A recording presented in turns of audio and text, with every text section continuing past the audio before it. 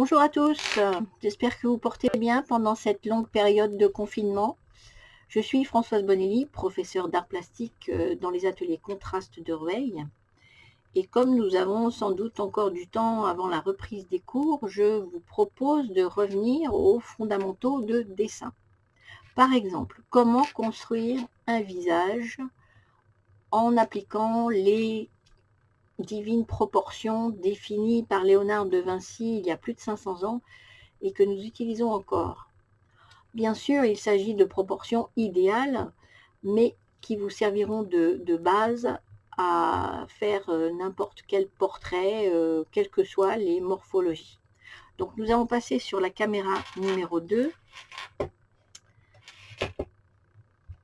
pour que je vous explique en résumé les différentes proportions qui existent sur un visage.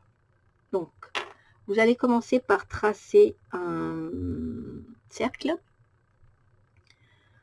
un carré à l'intérieur de ce cercle, au plus près des bords du cercle, un demi-carré sous le premier, et les axes médians, verticaux et horizontaux. Là, vous pouvez commencer à définir l'ovale du visage en vous raccordant au cercle. Ici, attention à faire correspondre la mâchoire à la bouche. Alors, tout d'abord, vérifions les trois tiers chers à Léonard, entre l'implantation des cheveux ici, sur le côté du carré, jusqu'aux sourcils, donc pour le premier tiers, deuxième tiers des sourcils à la base du nez, et troisième tiers de la base du nez au menton. Donc, vous placez les sourcils ici, le nez, alors la base du nez ici, et pour la bouche, donc la lèvre inférieure est située à égale distance entre la base du nez et le menton. Donc, on fait la supérieure.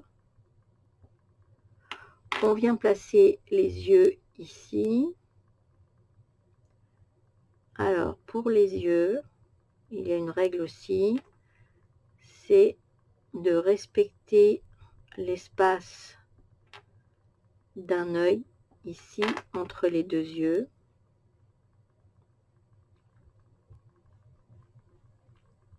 Et vous pouvez aussi prendre cette unité de mesure de l'œil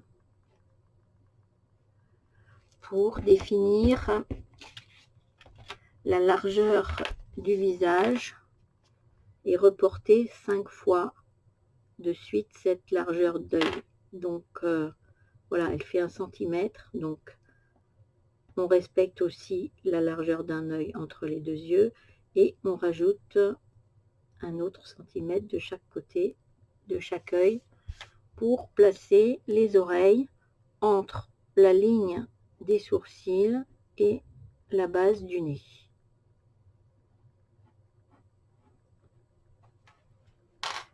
Voilà. Voilà, vous pouvez rajouter quelques cheveux. Je vous propose d'expérimenter ces proportions. Ah oui,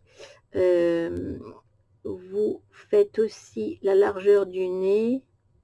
Voilà, vous descendez des repères comme ça, des lignes de repères du coin des yeux pour faire la largeur du nez.